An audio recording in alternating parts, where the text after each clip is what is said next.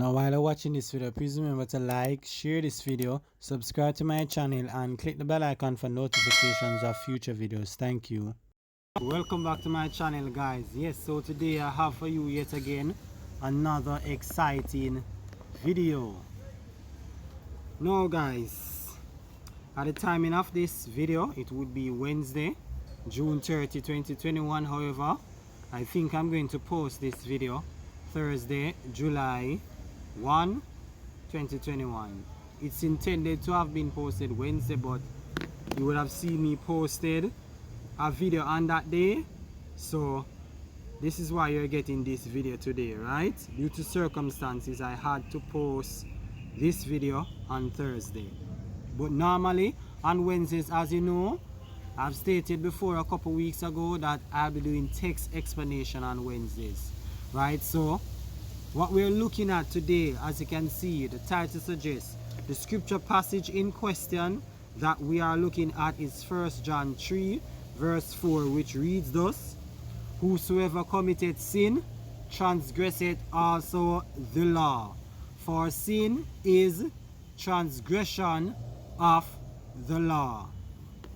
Now, many Sabbatarians primarily, right, especially Seventh-day Adventists, right, this is one of their go-to texts, right, which they will use to basically negate scripture passages that says we are not under the law, right? And we are talking about scripture passage that says that Christ is the end of the law, right? And a plethora of other passages that say that express similar sentiments such as that, right? So they'll use this and to negate the over 5, 10, 15 scriptures that shows otherwise, and say, hey, you guys aren't interpreting them properly. If that was what the scriptures was actually revealing, John wouldn't say, whosoever committed sin transgresseth also the law, for sin is a transgression of the law. This means that we are still under the law. So this is what they actually do with 1 John 3 verse 4. So in this video, we are going to have an analysis, right, of 1 John 3 verse 4, just to see if they are actually interpreting the text properly. Right, guys? We are going to examine it and see if they are interpreting it properly. Now, normally when the Bible is talking about the law or the Torah, whenever the Bible is talking about the law or the Torah, the New Testament, you often see the word namas, right? And the Greek word namas is oftentimes used. I'll put it on the screen where you see the definition for namas, right? And namas really means the law of Moses, right, guys? However, in 1 John 3 verse 4, you don't see namas being used.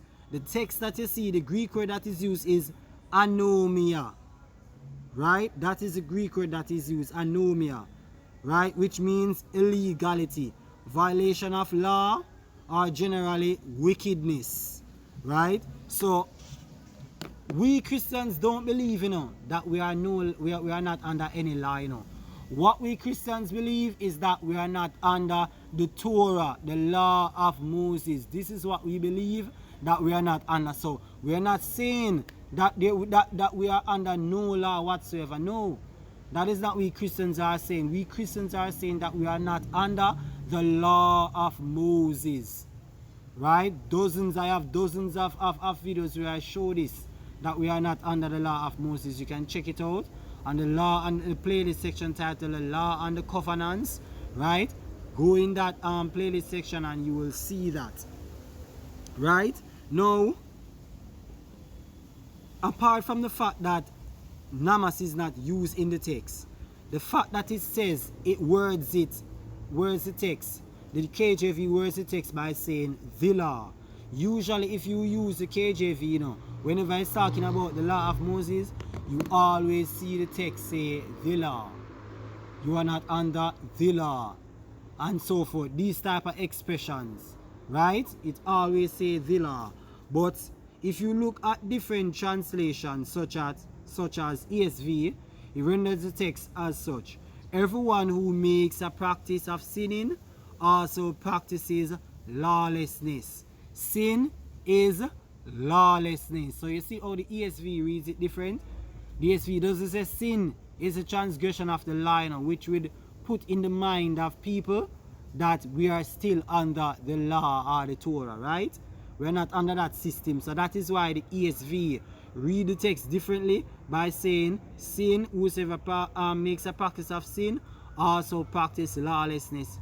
For sin is lawlessness, right? And you find the same thing from NASB, right? And even the New King James Version corrects this by quoting the text as such.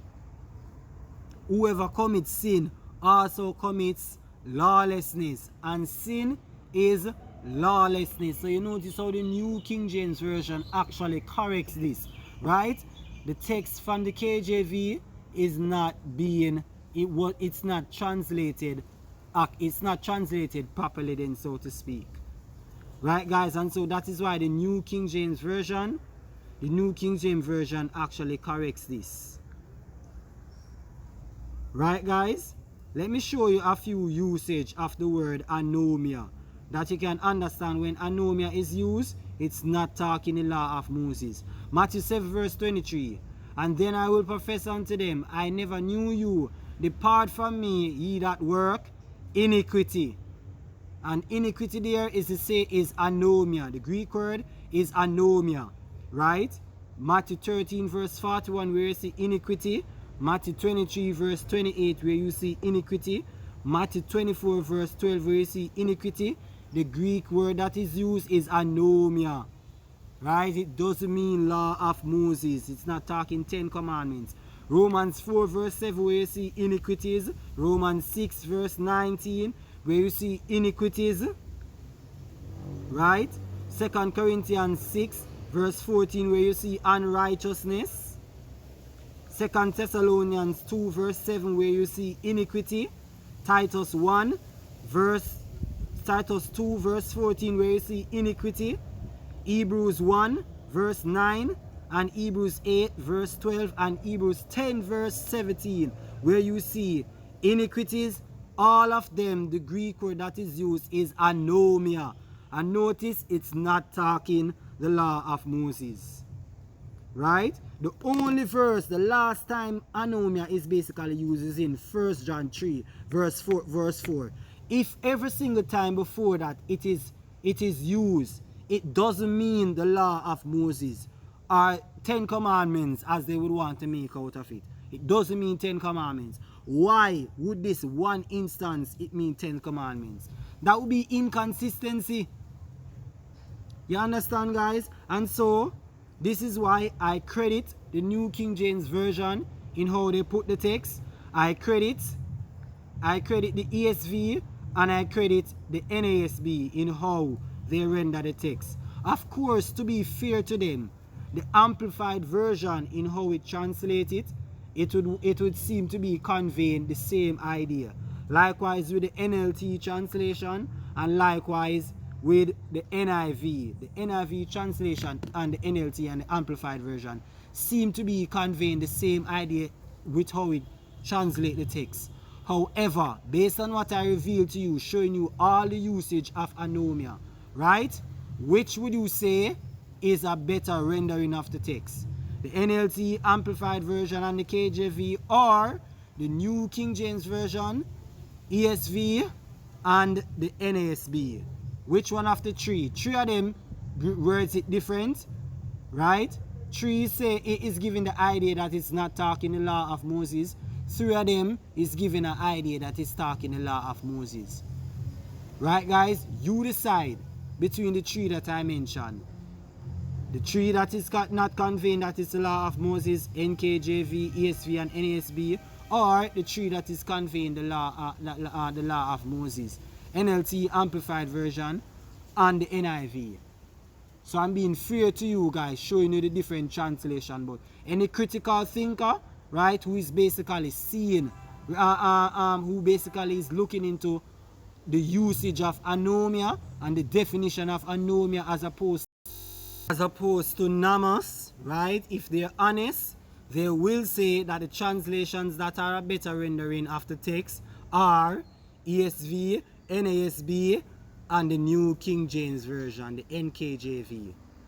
Right? If you're honest, you will acknowledge that those three are the better rendering of the text. So with that being said, I end this video. If you enjoyed it, if you enjoyed the video, you know what to do, guys. Like, comment, subscribe, and share this video. Now remember now, guys, we Christians, right? We are not saying that we are not under any law. All we're saying is that we are not under the old covenant law anymore. The law of Moses, the Torah, all 613 laws. We are not under those laws anymore. We are under the new covenant, and the new covenant has with it laws. Right, guys, of which if we break them, we are committing lawlessness. This is what the text is actually saying, guys. Right? If it is that it's saying that we are under the law of Moses still, right, then you have to throw away the plethora of Bible verses that says otherwise, such as countless of times that we are not under the law, that Christ is the end of the law, right, and a whole host of other things. Right, guys? So with that being said, take care now and have a wonderful day. Bye bye now.